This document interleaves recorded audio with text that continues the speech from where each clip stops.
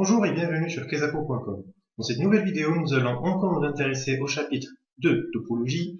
Cette vidéo, en fait, elle suit la vidéo sur les ouverts et les fermés, donc il est très important de cerner la notion d'adhérence et d'intérieur. Donc on verra ce que c'est que l'adhérence d'une partie et l'intérieur d'une partie, puis quelques propriétés très intéressantes concernant ces deux notions, et finalement un petit exemple et un exercice pour approfondir. On explique tout d'abord ce que c'est que l'intérieur d'une partie A. Donc on prend une partie A dans E, toujours un espace vectoriel muni d'une norme qu'on notera toujours comme ça, et non vide. Comme ça, on pourra toujours prendre cette partie dans E. On définit l'intérieur de A, noté A ronde, avec ce petit cercle en haut, comme la réunion de tous les ouverts contenus dans A. C'est-à-dire, on prend A, c'est une partie, et on cherche tous les ouverts dans A. Tous les ouverts qu'on peut trouver dans A. Et en fait, la réunion de tous ces ouverts, c'est ce qu'on note A ronde. Tout simplement, A ronde, c'est le plus grand ouvert, parce que la réunion d'ouverts, ça implique trivialement que ça sera le plus grand. C'est le plus grand ouvert contenu dans A, c'est-à-dire inclus dans A. C'est une notion très importante, je vous l'explique avec des quantificateurs et avec un schéma. Si on prend un x dans A ronde, c'est-à-dire dans l'intérieur de A, et en fait c'est une relation d'équivalence, x appartient à A ronde si et seulement si on peut trouver un certain rayon strictement positif, tel que la boule ouverte de centre x et de rayon R est incluse dans A. Qu'est-ce qu'on veut dire par cela? Si je prends un x dans A ronde, eh bien, je peux toujours loger une boule autour de x qui sera incluse dans A. Ça veut dire quoi? Ça veut dire que x en soi appartient à un des ouverts qui sont dans A ronde. Parce que A ronde, je l'explique, l'intérieur, c'est l'union de tous les ouverts qui sont inclus dans A. Et donc, on comprend facilement cette équivalence. Pour la constitution de A ronde, on prend en fait tous les ouverts qui sont dans A. Donc, par exemple, cette première boule, cette première ellipse ou patate, comme vous voulez, ce troisième ouvert, et ainsi de suite. Et à chaque fois, on prend des ouverts de plus en plus grands et on prend leur union. Et trivialement, ça va donner le plus grand ouvert inclus dans A. C'est une notion pas très facile à cerner, donc je vous invite à bien comprendre cette équivalence, parce que c'est avec ça qu'on va montrer que certains ensembles sont l'intérieur d'autres ensembles. Quant à la notion d'adhérence, si on a bien compris ce que c'est que l'intérieur, ça ne devrait pas poser de problème. L'adhérence d'une partie A incluse dans E, notée A bar, est l'intersection, et non pas la réunion, de tous les fermés contenant A, c'est-à-dire que A doit être incluse dans ces fermés.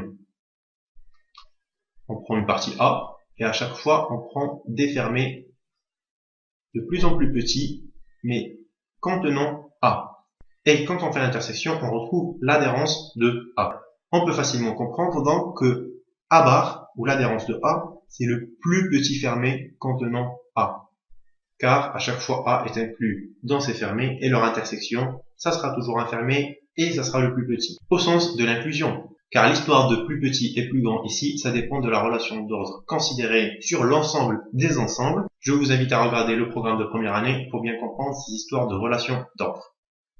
Avec des quantificateurs toujours, si on prend un élément x appartenant à l'adhérence d'une partie A, et c'est toujours une relation d'équivalence, si et seulement si, pour tout rayon, c'est-à-dire pour toute boule centrée en x et de rayon R, toutes ces boules intersectent A. C'est-à-dire pour toutes ces boules, cette intersection est différente de 0. On prend donc une partie A, un élément x appartenant à l'adhérence, soit à l'intérieur, soit à l'adhérence pas forcément inclus dans A, et toutes les boules, elles vont forcément intersecter A. Et comment on construit cette adhérence? On prend tous les fermés qui sont supérieurs à A ou contenant A, et à chaque fois on rétrécit ces fermés. Et leur intersection, ça sera le plus petit au sens de l'inclusion, et ça représentera l'adhérence d'une partie A. Et on arrive à la troisième notion évidente qui découle des deux premières. Qu'est-ce que c'est que la frontière? Si on prend une partie A, la frontière, c'est son adhérence moins son intérieur. C'est-à-dire notre définition intuitive de la frontière, c'est exactement ça. Ou la bordure. Mais topologiquement, on dit frontière. On aboutit à quelques propriétés très intéressantes et qui sont facilement compréhensibles. Premièrement, l'intérieur de A est bien inclus dans A, tout simplement parce que tous les ouverts qui constituent cet intérieur, chacun est inclus dans A, donc toute l'union sera aussi incluse dans A.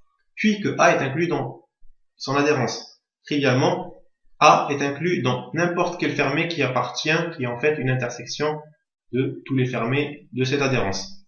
Et donc, A appartient à chaque fermé, donc elle appartient bien à l'intersection, donc elle appartient bien à A bar ou inclus dans A bar. Deuxième propriété, quand est-ce que l'intérieur de A est égal à A? En fait, c'est si et seulement si A est un ouvert. Tout simplement parce que si A est un ouvert, c'est trivialement le plus grand ouvert inclus dans A, puisque c'est lui-même, et si A rond est égal à A, on a vu dans la vidéo précédente qu'une union d'ouverts, c'est toujours un ouvert. Et comme A est égal à A rond, et A rond est un ouvert, donc A est un ouvert. Troisième propriété, c'est quand est-ce que A est égal à son adhérence. Et trivialement, ça sera quand A est un fermé. Tout simplement, parce que si A est un fermé, alors il est évidemment le plus petit fermé contenant A. Et si A égale à A bar, et que A bar c'est l'intersection de fermés, et d'après la vidéo précédente, l'intersection de fermés c'est aussi un fermé, donc A est un fermé. On passe à une remarque très intéressante, c'est si deux normes sont équivalentes sur un même espace vectoriel normé.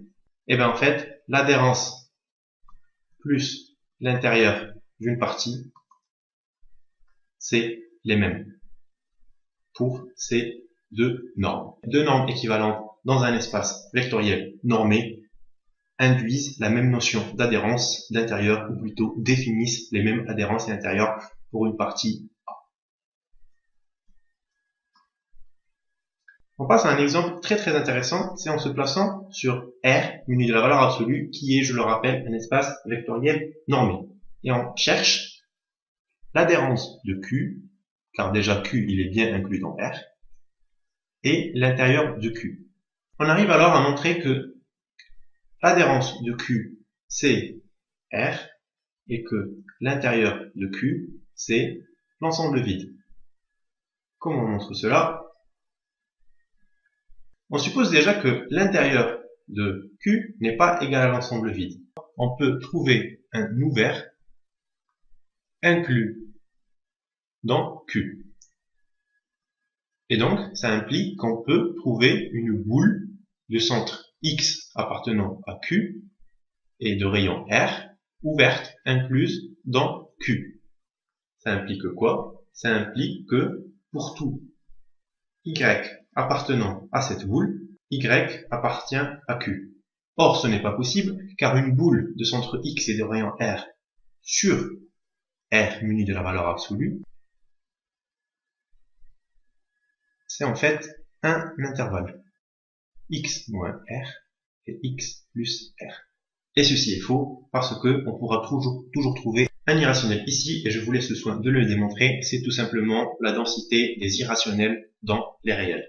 Maintenant, pour montrer que l'adhérence de Q est égale à R, c'est évident et on se base sur la relation par des quantificateurs qu'on a montré auparavant. Il faut donc montrer que R est inclus dans Q bar. Et donc que pour tout X appartenant à R, X appartient à Q bar. Et on sait que X appartient à Q bar si et seulement si, pour tout rayon supérieur à 0, la boule de centre X et de rayon R intersectée Q n'est pas vide. Et c'est immédiat par densité de Q dans R.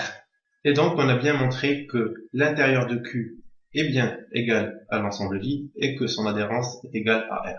C'est un exemple très important. Maintenant, je vous propose un exercice à chercher, c'est de montrer que l'adhérence d'une boule ouverte, c'est la boule fermée, et que l'intérieur d'une boule fermée, c'est la boule ouverte, et que c'est évident que la frontière d'une boule quelconque fermée ou ouverte, c'est la sphère de centre A et de rayon R. Merci d'avoir suivi notre vidéo. Ces idées d'intérieur et d'adhérence sont essentielles après la notion d'ouvert et de fermé. Pour plus d'informations ou si vous avez des commentaires et des questions, je suis toujours joignable à cette adresse mail. Merci et bonne journée.